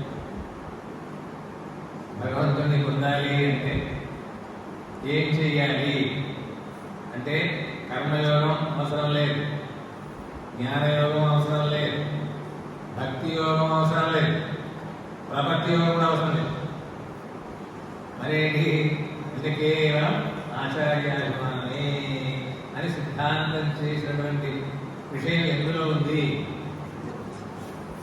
శ్రీవచనభూషణులు సాంగాచల ద్రవిడ సంస్కృత రూపవేద సారార్థ సంగ్రహ మహాపుణ్యాగం. శ్రీవచనభూషణం అనేటువంటిది సాంగ అఖిల సంస్కృత ద్రవిడ వేదం. ద్రావిడ వేదం సంస్కృత వేదం అంటారు కదా, అది సాంగం, సంగములతో కూడినటువంటి గొప్పనైనటువంటి వాటిల్లో ఉండేటువంటి ఏ సారార్థం ఉందో అది శ్రీ వచనభూషణం. ఎవరు అందించారు? అది శ్రీ వచనభూషణం మనకు అందించింది ఎవరు? పెళ్ళై లోకాచార్యులు. దానికి వ్యాఖ్యానాన్ని మనవాళ్ళు అందించారు. దాంట్లో సారాంశం ఏంటి అంటే ఆచార్యాభిమానమే ఉత్తారకం. కొన్ని అందజేసేది అయ్యో మేము తిరుమల సేవ చేస్తున్నాం, లావణ్య గారు రోజు పూలదండలు కూర్చోబెడుతున్న తిరుమలకు నిజమే. తిరుమల పూలదండలు కూర్చున్నారు కానీ ఎందుకోసం? ఆచార్యులకు ఇష్టం కావచ్చు. శ్రీవచనభూషణంలో కూడా పిల్లల వికాసాల చెప్పింది ఏంటి అంటే ఆచార్యుల యొక్క ముఖ వికాసం కోసంగా పరమాత్మను సేవించుట. మరి ఈ విషయం మరి మీరే చెప్పారా? మధుర కవులు చెప్పారు. ఏమన్నారు? పెరుమాణం సేవిస్తానా, ఆచార్యం సేవిస్తానా అంటే ఏమన్నారు వారు? కన్యని సిరుత్తాలు కట్టుకున్న కన్య పెరుమాయన్ ఎన్నప్పన్ ఇల్ అంటే పెరుమాణం లేక పెరుమాణాలు విడిచిపెట్టి ఈ విశేషణాలని పెరుమాళే కన్యని సిరుత్తాలు కట్టుకున్న కన్య పెరుమాయన్ అంటే తాడుతో కొత్తగా కట్టుకున్నటువంటి శ్రీకృష్ణుడు. ఆయన పేరు మాయన్, ఆయన అర్థం, ఆయన ఇల్లు, ఆయన విడిచిపెట్టినాను రేసను నన్నే తెంపురు నంది. ఈ గృహంలో అవతరించినటువంటి నమ్మాళ్ళను ఆశ్రయించాము. ఆశ్రయించి చేశాము అంటే వారి గురించి స్తోత్రం చేస్తే ఏమైంది? నా ఊరికే అమృతం ఊరు, నా నాలుకలో అమృతం ఊరుతూ ఉంటుంది. అంటే ఏంటి అంటే ప్రథమ పర్వనిష్ట, మధ్యమ పర్వనిష్ట, చరమ పర్వనిష్ట. ప్రథమ పర్వనిష్ట అంటే పరమాత్మ భక్తి కలిగి సేవించుట. మధ్యమ పర్వనిష్ట భాగవతోత్తములందు అభిమానం కలిగి సేవించుట. చరమ పర్వనిష్ట ఆచార్యులందు దేవలేదు. అందువల్ల ఆచార్యులందు దేవలేదు ఉండుట అనేటువంటిది ప్రధానం. అంటే ఆచార్యులందు దేవలేదు ఉంటే అయిపోయిందా పిలవండి ఆటోమేటిక్గా వచ్చేస్తారండి అన్న. ఇదేమన్నా నా వినాలనెత్తు ఎన్నమైంది అంటూ ఈ నోటితోని స్తోత్రం చేసి ఆనందాన్ని పొందాను. ఎట్లా ఏమి నీకు తిరుగు అన్నాయుడు దేవగ్రాముడై కలిగోలప్పుడు కాండన్నా అంటే నమ్మాళ్ళవారు అందించినటువంటి దివ్యమైనటువంటి తిరువారి ప్రబంధాన్ని నేను పారాయణం చేయడం ద్వారా ఏమైంది అంటే నాకు పరమాత్మ వచ్చేసాడు. నా వినాలనెత్తు ఎన్నమైంది అనుకుంటూ తిరుగు తందాయుడు దేవగ్రాముడై కలిగోలప్పుడు కాండన్నా ఏమైంది అంటే ఇదివరకు భగవంతునికి విభుకుండై తిరిగినా కానీ ఇప్పుడు ఈ ఆచార్యులను సేవించడం ద్వారా ఏమైంది? నాకు సాక్షాత్తుగా నిత్య సూర్యులకు నిర్వాహుడైనటువంటి వాడు కలియకోల అంటే నిరనేకశ్యాముడు అటువంటి నాన్న కాదు. అంటే ఆచార్యులను సేవించడం ద్వారా ఏమవుతుంది అంటే పరమాత్మ యొక్క అనుభవం కలుగుతుంది. అందువల్ల జ్ఞానం మరి మనకు కావాల్సింది ఏంటి? ఆచార్యుడే. ఆచార్యుడేనా? కాదు. మరి ఆచార్యుడు కావాలంటే ఏం కావాలి అంటే భాగవతత్వములు కావాలి. మనకు శ్రీకృష్ణ పురాణంలో కుడియే కొగ్గిలే తువక్కుంబోదు సుళ్ళిక్కాల్ వేణుమా పోలే ఆచార్యాన్వయత్తుకు ఇది వేయడం అని ఒక చూర్ణిక శ్రీకృష్ణ పురాణంలో. ఏంటట అంటే ఓ వ్యవసాయదారుడు ఒక విత్తనాన్ని వేశాడు, ఒక పాలు తీగ, దాని ఒక పందిరి ఏర్పాటు చేశాడు. అయితే ఈ తీగ ఆ పందిరి వైపుకు మళ్ళుతోంది. పందిరి ఎక్కించాలంటే ఏం కావాలి? ఒక చిన్న పుల్లలు, ఒక డబ్బులు నాట. అలాగే కుడి అయిపోయి కొమ్మిలే తువక్కుంబోదు సుళ్ళిక్కాలు వేణుమా పోలే ఆచార్యాన్వయత్తుకు ఇది వేణం.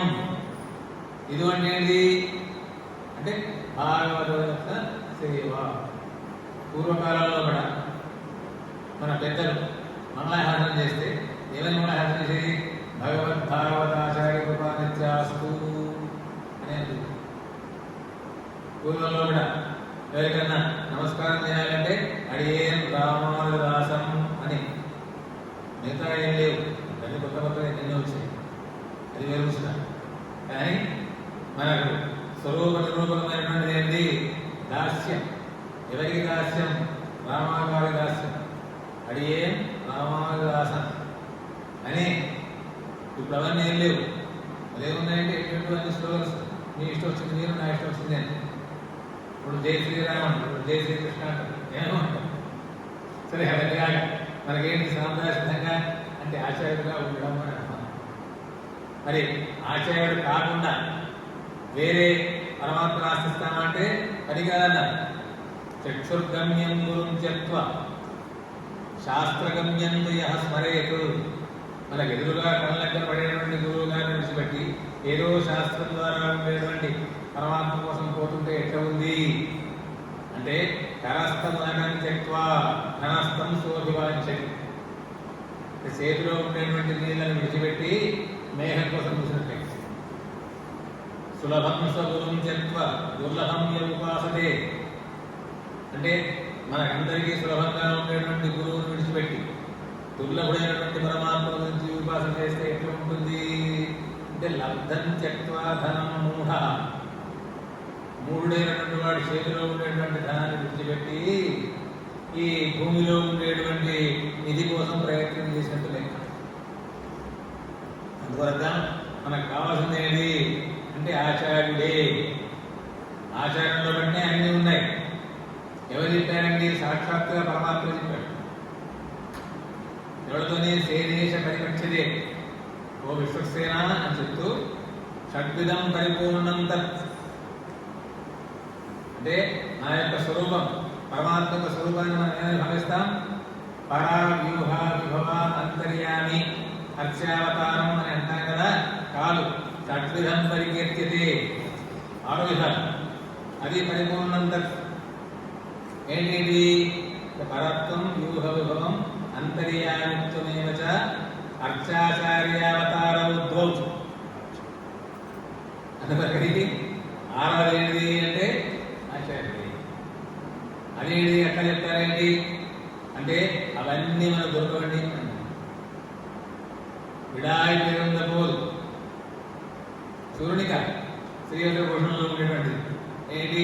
విడాయి పేరుందపోదు అంటే తట్టి ఉన్నటువంటి వాడికి ఈ కరస్థములుగా మన చేతిలో ఉండేటువంటి సులభమైనటువంటి నీళ్ళని విడిచిపెట్టి ఏం చేస్తారట అంటే జీమూత జలత్రయం అన్నాడు. మేఘంలో ఉండేటువంటి నీళ్లు, సాగర సలిలత్రయం సముద్రంలో ఉండే నీళ్లు, సరిసలిలత్రయం నదులలో ఉండేటువంటి నీళ్లు, వాపి కూప పయస్సుక్కడం అంటే బావుల్లో చెరువుల్లో ఉండే నీళ్ల కోసం ప్రయత్నం చేసినట్టుగా. అంటే ఏంటి? జీమూల జలం పరమపదం. పరమపదం శ్రీమన్నారాయణ జీమూల జలం అండి. మనం పోతామా అంతమా దొరుకుతుందా? దొరకదు. ఆ తర్వాత వ్యూహం. వ్యూహం అంటే ఏంటి? అది సాగర శరీరం, సముద్రంలో ఉండేది. మనకు లాభం లేదు. మరి అవతారాలు ఉన్నాయి, విభవాతారాలు ఉన్నాయి. అవన్నీ ఏంటి? నదులు. ఆ సమయంలో కూడా వాళ్ళు కొంతమంది తగ్గించారు. మనం ఇప్పుడు ఉన్నామంటే ఆ కృష్ణావతార సమయంలో పట్టినాం, రామావతార సమయంలో ఉన్నామా? లేదు. లేకపోతే అంతర్యామిగా అది భూగర్భ జలం పోలి భూమిలో నీళ్లు ఉన్నాయి. మన హృదయంలో పరమాత్మడు చూడగలుగుతామా? చూడండి. మరి అర్చావతారం. అర్చావతారం అంటే అర్చ సర్వస కృష్ణు అర్చక పరాధీన అఖిల భట్టవారు బ్రహ్మాండంగా చెప్పింది. కానీ మనం ఏమైనా చెప్తే వింటడా? మనం ఏమైనా వెళ్తే వింటడా? మనకైనా సందేహం చెప్తారా? ఏమి లేదు. మరేంటి అంటే మనం చెప్పితే విని మనకు కావాల్సిన అందించినటువంటి వారు ఎవరు అంటే ఆచార్యులు. ఎవరు చెప్పారు? ఆచార్యం మాం విజానీయాతు నామన్యేత కరిహితు. పరమాత్మ చెప్పాడు భాగవతంలో కూడా 11వ స్కంధం శ్రీకృష్ణ పరమాత్మ ఏమని చెప్పాడు? ఆచార్యం మాం విజానీయాత్, నన్ను ఆచార్యుడిగా గ్రహించాలి. నామన్యేత కరిహితు, ఏ రకం కూడా అవమానం చేయకూడదు. ఎందుకు? సర్వదేవమయ. అందువల్ల ఆచార్యుడే అన్ని రకాల ఉండేటువంటి మహానుభావుడు. మనకు ఆచార్యులు అంటే తాతలూరు గోపాలకృష్ణ గారే. ఏం చేయాలి అంటే వారి వికాసం వరకే మనం పనిచేయాలి. కాలక్షేపం వింటున్నామంటే వాళ్ళు వింటున్నారు కాబట్టి వింటున్నాం. ఏమన్నా ఆ లతా కుమార్ లాగానో లేకుంటే పుణచంద్రరావు గారు లాగానో అన్ని రాసుకొని మనం చెప్పేట్టుగా ఉన్నామా? ఆచార్య వికాసం కోసంగా వాళ్ళకి రాక్షిస్తున్నారు కాబట్టి వాటిని చూసుకుంటూ సేవించుకుంటూ ఉండాలి. అంతే తప్ప ఇంకోటే లేదు. మరి ఇది ఎవరు చెప్పారు? భగవద్ రామాలు గారు చెప్పారండి. వారి శిష్యులలో కూడా ఓ మూగవాడు, చెవిటివాడు. మన మాటలు రావు, చెవులు. ఈ పురత్తాడు రాము వీళ్ళంతా గ్రంథాలు పట్టుకొని కాలక్షేపాలు చేసుకుంటే ఆనందం చేసుకుంటే అయ్యో అని మహమ్మదో ఏడ్చినట్టు అనిపించిందట రామాల వారికి. అయితే ఆయన మెల్ల చాటు తీసుకొని తలుపులు పెట్టేసి ఉత్తరీయం చేసి అడుగు చుట్టుకొని తన గుణం అన్నట్టుగా సౌందర్యం చేసినాడు. అంటే ఏంటి అంటే ఆచార్యుని యొక్క తిరుమేరును సేవించుకోవడమే తప్పు. ఎవరు చెప్పారు ఈ విషయం? మనవాడు ఏమని చెప్తున్నావు అంటే ఆచార్యుడినే సేవించాలి. ఎక్కడ చెప్పిందండి? ఉపదేశ రత్నమాల. ఉపదేశ రత్నమాలలో కూడా 53వ శ్లోకం నుంచి 7 శ్లోకాలు శ్రీవచన భూషణం యొక్క గొప్పదాన్ని చెప్పారు. ఇందాక ఏమనుకున్నాం? శ్రీవచన భూషణంలో ఏముంది? ఆచార్యాభిమానమే ఉత్తారకం, ఇంకా ఏ రక్కలేదు. దాని యొక్క వైభవాన్ని మనవాడ మహాముడు 7 పాసురాలలో అందించారు. అన్నపగడముడుంబై ఎన్నడగా శ్రీగంధం చెప్పుకుంటూ 6 వచన భూషణத்தின் ఆళ్పులు ఎల్లాం அறிவார். ఏమంటారు? శ్రీవచన భూషణంలో చెప్పేటువంటి గంభీరమైనటువంటి అర్థములను గ్రహించిన వాళ్ళు ఎవరు? 6 అభిసన్నేరులు అనుష్ఠింపారు అంటే దాంట్లో చెప్పినటువంటి విషయాన్ని అనుష్ఠించిన వాళ్ళు ఎవరు అంటే ఆ గంభీరమైనటువంటి అర్థాలను గ్రహించేవాళ్ళు తక్కువ మంది, ఆ గ్రహించిన దాన్ని అనుష్ఠించేవాళ్ళు అంటే ఇప్పుడు మీరందరిలాగా మీరందరూ అనుష్ఠిస్తున్నారు. ఏం అనుష్ఠిస్తున్నారు అంటే ఆచార్య ముఖ వికాసం కోసమే పనిచేస్తున్నారు తప్ప అంటే మాకు సౌకర్యాలు చేస్తున్నారు. ఎందుకోసం అంటే స్వామివారు సంతోషించాలి. పెరుమాళ్ళ సేవ చేస్తలేమా? చేస్తున్నాం. ఎందుకోసం అంటే స్వామివారు సంతోషించాలి. మనవాళ్ళ మహాముడు చెప్పారన్నమాట. ఏంటి? ఆడు పొరులు ఎల్లా మరివారారు అంటే ఆ రహస్యార్థాన్ని గ్రహించే వాళ్ళు ఎవరు? 6 అభిసన్నేరులు అనుష్ఠింపారు. దాన్ని అనుష్ఠించిన వాళ్ళు ఎవరు? ఓరొరువరు ఉంటారు. ఎవరైనా 100 కోట్ల రూపాయలు ఉంటారో ఏమో. ఇక్కడ మీరు అందరూ ఉన్నారు.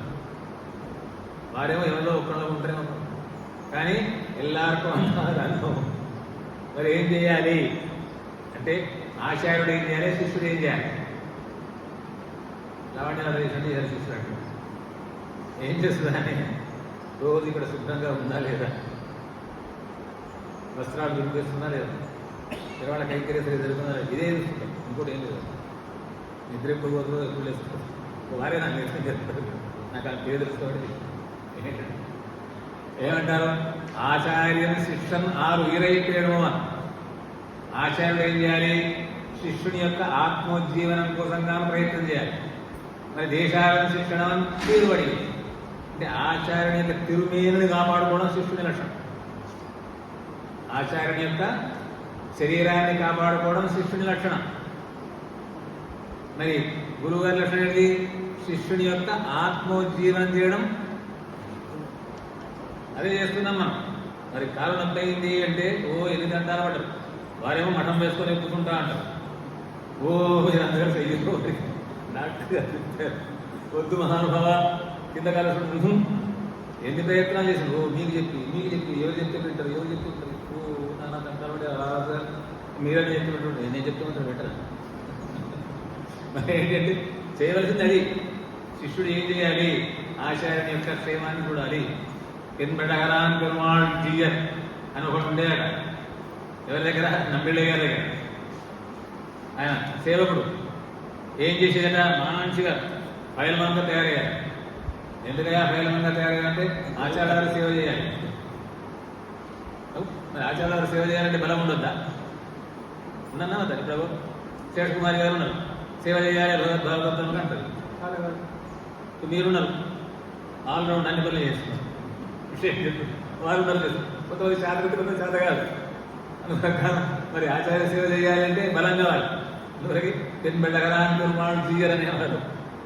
నంబెళ్ళయ్య కారు అడమై చేయగలరు అంటే ఆ నంబెళ్ళయ్య గారి యొక్క శరీరాన్ని కాపాడాలి. అందువరకు వారు వ్యాయామం చేసి కండలు పెంచుకొని ఇంకెవరు? వడగరాంబి. గమ్మతి ఏంటంటే వడగరాంబి గారు కూడా అదేంటండి పెరుమాళ్ళ సేవించాలంటే ఏం పెరుమాళ్ళండి, పెరుమాళ్ళ సేవిస్తే నమ్మాడు వాళ్ళు ఏం సుఖపడ్డారు. వారు దొరికినప్పుడు ఆనందం, వారు లేనప్పుడు దుఃఖం. అందువరకు పెరుమాళం ఆశ్రయిస్తే లాభం లేదు. ఆయన సర్వతంత్ర స్వతంత్రుడు కాబట్టి ఒకసారి క్షిపాన్ని వస్తుంది. ఎన్నిసార్లు మనం తిరగకుండా వింటున్నాం. అందువరకు ఏమన్నారు వారు అడగనుంది అంటే ఈ ఆళ్వారయం అంటే ఈ కులత్తాళ్వాన్ ఎంబార్ ఇరకరై ఎంబర్ అన్నారు. 2 ఒడ్లను పట్టుకున్నానండి వాళ్ళు. 2 ఒడ్లు పట్టుకుంటే గట్టెక్తారా? ఒక్క ఒడ్డునే పట్టుకోవాలి అని ఒక్కరినే ఆశ్రయించాలి. పెరవాళ్ళకి అందరియాగా పక్కబండి, అందువరకే ఆచార్యుడిని ఆశ్రయించాలి. మరి ఇప్పుడు నేను కని ఏమనుసంధానం చేసినా ఈ ఆచార్యులు గారు కని ఏమనుసంధానం చేసిన మీరా నాకు ఆచార్యం? సాధారణంగా అందరం ఏమనుకుంటాము అంటే సమాశ్రమం చేసిన వారు ఆచార్యులు. మరి సమాశ్రమం చేసిన వారే ఆచార్యులు అయితే భగవద్ రాముల వారికి 5 ఆచార్యులు ఎందుకైంది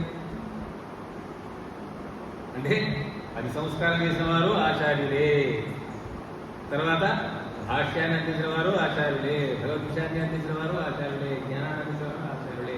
ఒక్కొక్కళ్ళు ఒక నిష్ణాతులండి. ఎందుకోసం యామనాచార్యుల వారు 5 ఏర్పాటు చేసి పెట్టారు దిగ్గజంలాగా. అంటే ఒక్కొక్క దాంట్లో వాళ్ళు పర్ఫెక్ట్ అన్నమాట. ఇప్పుడు డాక్టర్ అంటే మామూలుగా డాక్టర్ అన్ని చదివా తెలుస్తాయి, కానీ కంటికి సంబంధించి ఐ స్పెషలిస్ట్ వేరే. ఎందుకోసం అంటే మిగతా డాక్టర్లు ఆ కంటికి ఏమన్నా దోషం వచ్చింది అంటే ఇంట్లో పరీక్షలు చేసి ఏమో చేయాలి, వాటిని చూస్తేనే గుర్తుపడతాం. అందువల్ల దేంట్లో ఎవరినైతే పరినిష్ఠితులైనో వాళ్ళ ద్వారా రావాలి. అందువల్ల నాకు 3 ఆచార్యులు.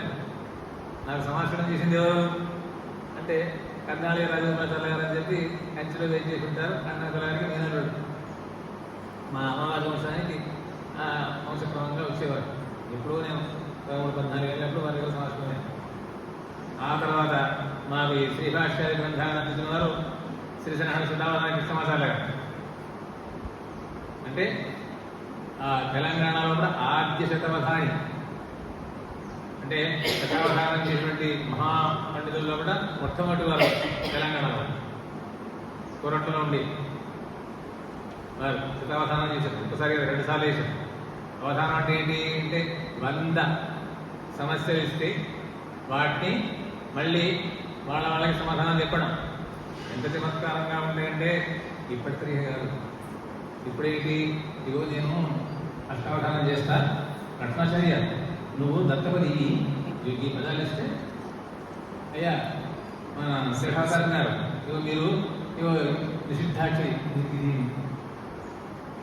అమ్మ అన్నాడు గారు ఇగో అప్రస్తుత పరిస్థితి మీరు ఈ మాట చెప్పండి, ఇగో మీరు ఇగో పురాణంలో ఈ విషయం చెప్పండి అని మొదలే అందరూ కట్టుకొని అప్పుడు కూర్చుంటారు. వెళ్ళి కూర్చున్నాక వాళ్ళు ఇగో ఎందుకంటే పురాణాలు అవధానం చేయాలి. 18 పురాణాల్లో కూడా ఎక్కడ ఏమండి ఏం చెప్పినా కూడా చెప్పాడు వీడు.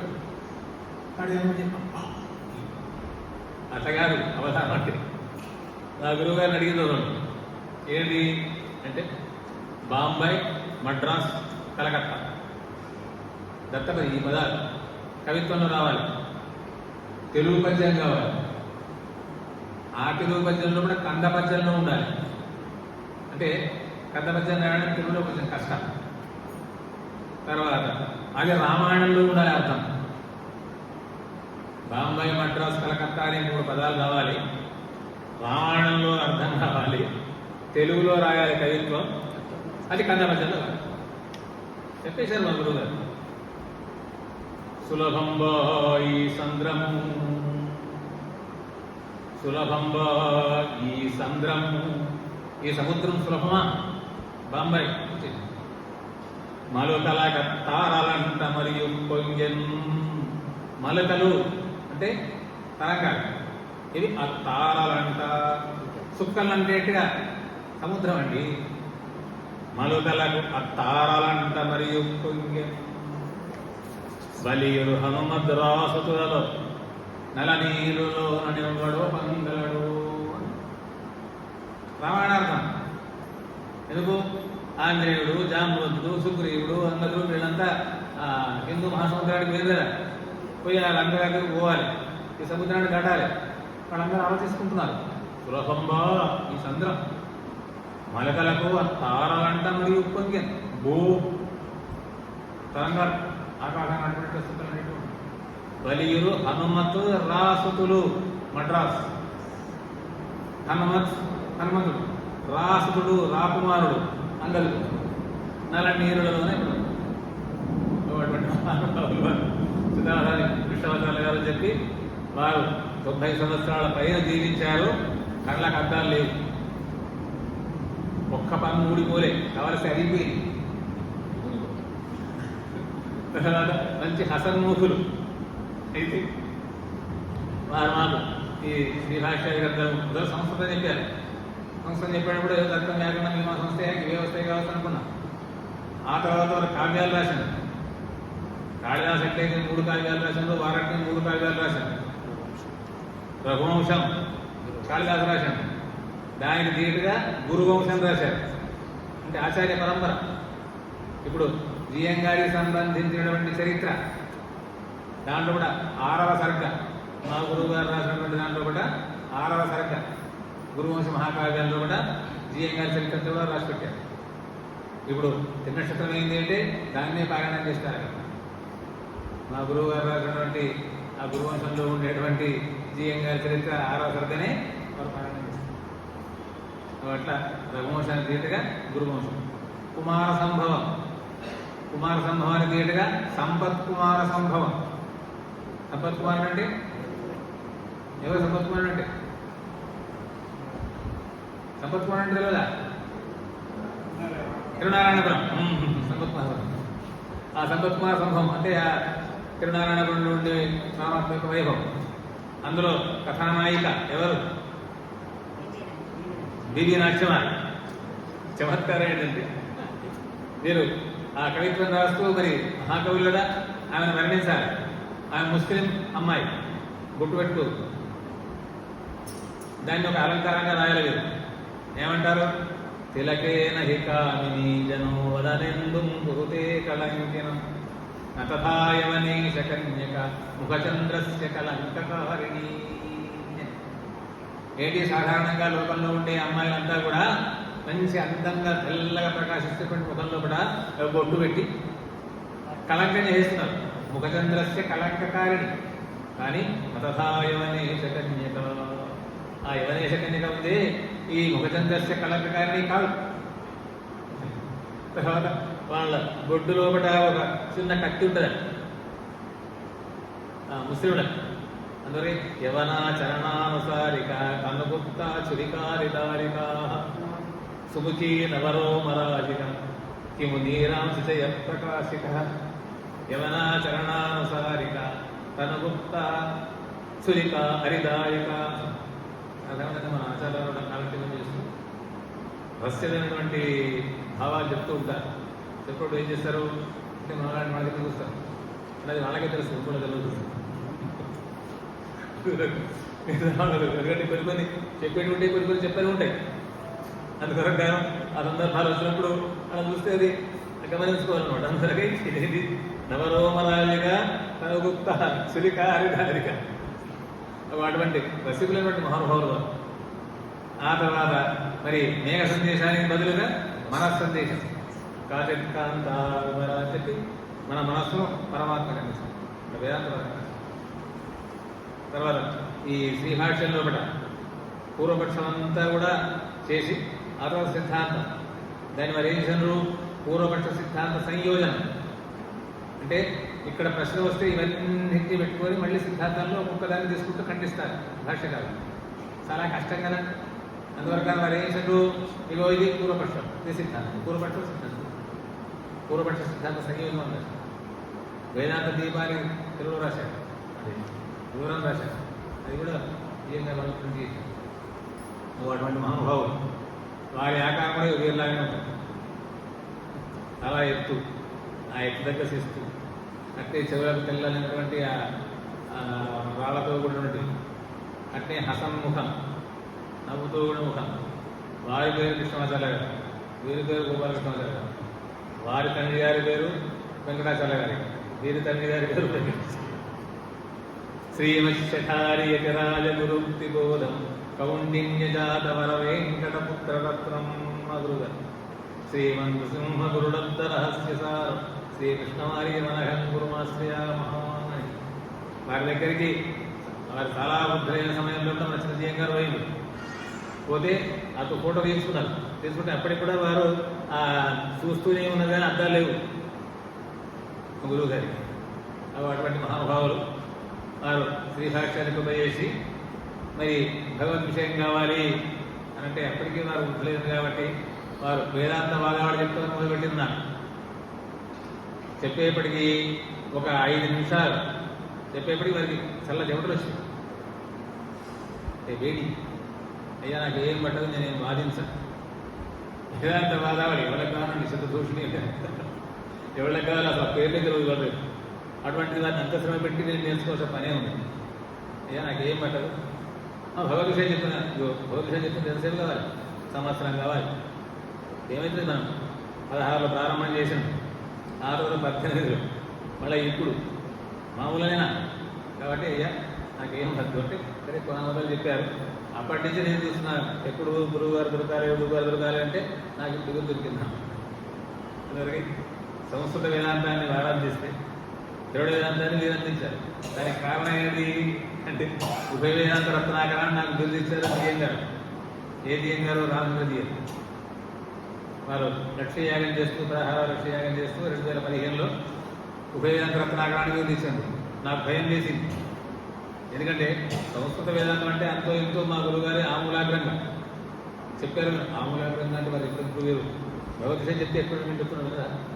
అసలు వారి స్పీడ్ మనం వాళ్ళు చూస్తుంటే కనపడదు. వారు ఆ పదాలు ఎట్లా తిరుస్తున్నప్పుడు కూడా తెలియదు. అలా ఓకేగా పదాలన్నీ విరిగిపోతున్నాయి వారి నోట్లో పట్ట.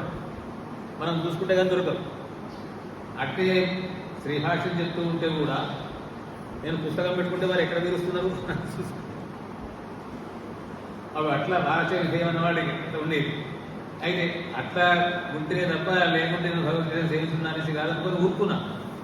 కానీ ఉభయవేదాంతాచార్యాన్ని నిర్దేశింది. ఇది ఎట్లా అంటే మన ఆచార్య అంటే ఎందుకు భయపడుతున్నది అంటే నేను భాషల్లో భగవద్గీతలో ఉపన్యాసాలు మార్చేస్తున్నాను. చేస్తున్నారు కదండి అన్నారు కదా. చేస్తున్నారు కదంటే ఏంటి, నేను ఏమన్నా ఆమూలాగ్రంగా సేవించినా ఎవరు ఏంటండి మిమ్మల్ని మరి ఉభయవేదాంత రత్నాకరాన్ని బిరుదించండి. ఇగో మన శ్రీ వైష్ణవులకు మన మీద రాసేటప్పుడు మాన ఏమని రాస్తారు, శ్రీ అంటారు. అంటే ఉభయ వేదాంత ప్రవర్తకులు అర్థం. మీరు పుట్టకతోనే ఉభయ వేదాంత ప్రవర్తకులు ఎందుకు లేదనుకంటే వైష్ణవుల ఇంట్లో పుట్టినరు అని అంటేనే ఉభయ వేదాంత ప్రవర్తకులు. అటువంటిప్పుడు మీకు అయ్యో ఆ భగవద్ విషయం నేను ఆమూలంగా సేవించండి కొంత నీకెందుకు. ఎంత సులభమైన మాట. మా గురువు గారు అట్లా సులభమైనటువంటి మాట, అంత గొప్పవారు. వేదాంత సభలు అయితే పండిత సభలు అయితే గోపాలాచార్య గారు, ఈ బాపట్లలో ఉండే శ్రీనివాసరామాచార్య గారు, మొక్కుళ్ళగ్రహారం ములుగు రామాచార్య గారు, క్రీడాంబి నరసింహాచార్య గారు, వీళ్ళందరూ కూడా మా గురువు గారిని సందేహాలకి తెలుస్తుంది. అటువంటి గొప్పైనటువంటి పండితులు. ఆ కాలంలో కూడా పెద్ద జీఎం గారు సామ్రాజ్య పట్టాభిషేకం మద్రాసులో చేసి ఈ ఉభయవేదాంత పండితులకి బంగారు పువ్వులతో అర్చన చేసి ఒక్కొక్క బంగారు పువ్వు ఇచ్చారు. అట్లా మా గురువు గారికి బంగారు పువ్వు ఇచ్చారు. అటువంటి మహాభావులు ఎంత సౌలభ్యం అంటే ఇప్పుడంటే రిజర్వేషన్లు ఇవన్నీ జరిగినాయి. పూర్వకాలంలో పెట్టిన పోవాలంటే బస్సులలో పట్ట రైళ్లలో పట్టే పోవాలి. వారి భారీ శరీరం ఎట్లా నేనంటే ఏమున్నదో రారాపురం అనకూడదు. ఏమున్నదో ఇగో బస్సు రాగానే మొదలను నూకేయండి లోపలికి, మీరు అనుకరించండి. అప్పుడు నేను పడితే లోపట్టే పడ్డాను. ఇది దిగేటప్పుడు మొదలను నూకేసేయండి. అప్పుడు అయ్యా నేను ఇంత గొప్ప పాండిత్యం కలవారు కదా, మీకు ఉస్మానియా యూనివర్సిటీలో కూడా ఏదన్నా స్థానం రావాల్సి ఉంటే, ఇంతటి గొప్పదైనటువంటి ప్రాధాన్యం కలిగినటువంటి మీకు ఉస్మానియా విశ్వవిద్యాలయంలో కూడా ఏదైనా పదవి రావాల్సి ఉంటే అంటే వారు ఏమన్నా తెలుసిన, ఎందుకో పరమపదంలో ఉన్నాక ఉస్మానియా విశ్వవిద్యాలయం ఉంది కదా తెలంగాణలో కూడా, దాంట్లో కూడా వారికి ఏదన్నా ప్రొఫెసర్ గానో డిపార్ట్మెంట్లో ఉంటే రావాల్సి ఉంటే నేను అన్నా అంటే ఇంకోళ్ళకి అవునండి అంటుంది. వారు ఏమంటారు, మనం పరమపదంలో బట్టి ఉన్నా ఇక్కడ ఎందుకు పోయి అంతటి సౌలభ్యంతో కలిగినటువంటి ఆచార్యుడు కావాలని నేను అలాంటి తినడం దాకా వెళ్తున్నా. మిగతా ఎంతో మంది ఏదో కాలక్షేపాలు భగవద్గీత చేస్తున్నారు, నాకు ఒప్పలేదు. మరేంటి అంటే నాకు సరి అయిన విషయం కావాలి.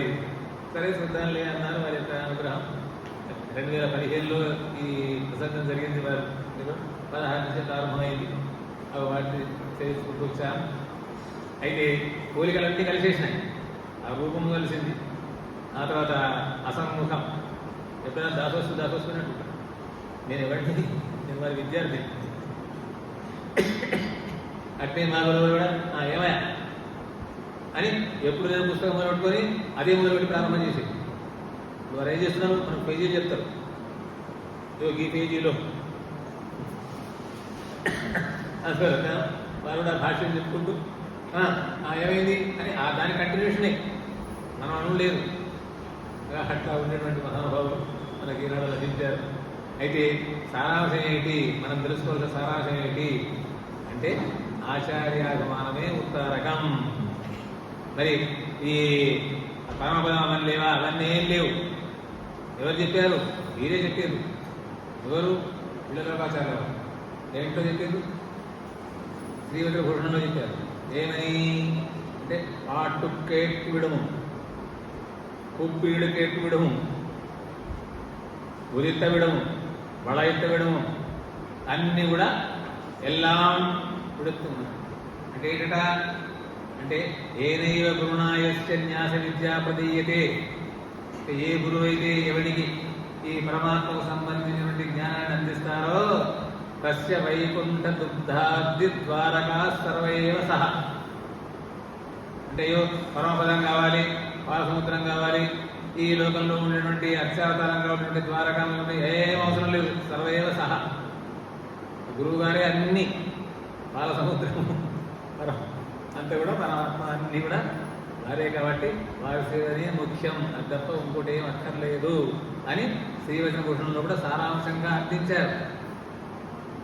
అసలు అది మీకు చెప్పిందో లేదో, ఎందుకు చెప్పరు అంటే అందులో ఏమున్నది అంటే ఆచార్యుడిని పట్టుకోండి అని కదా చెప్పాలి. అది వారెవరు? ఆచార్యులు నన్ను పట్టుకుని చెప్తారు.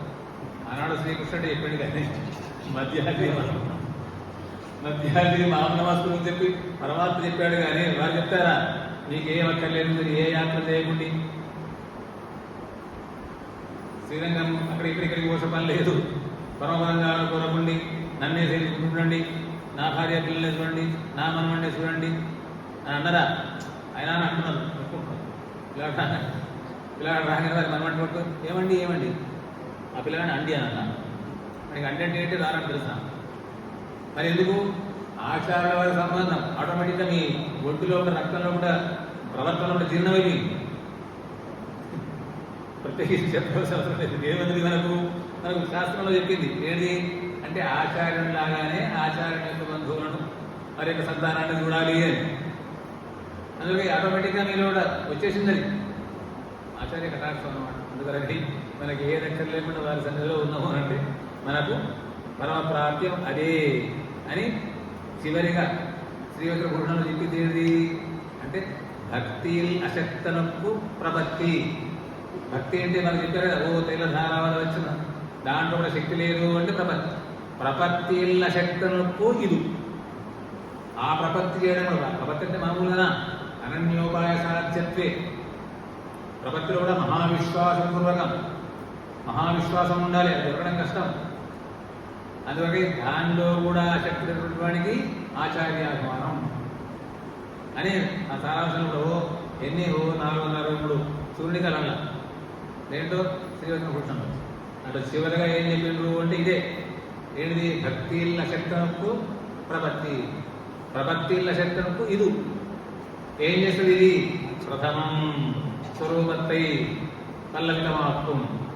ఈ ఆచార్యమానం ఏం చేస్తుంది? మొదలు మన స్వరూపాన్ని అంటే అగరకు ఎండిపోయి ఉండేటువంటి తీగలాగా ఎండిపోయి చెట్లాగా ఉంటుందని పల్లవితమాప్తం చిగురించేట్లే చేస్తుంది. కిందు పుష్పితమాప్తం, ఆ తర్వాత పూసేట్లే చేస్తుంది, అనంతరం ఫలపర్యంతమాప్తం.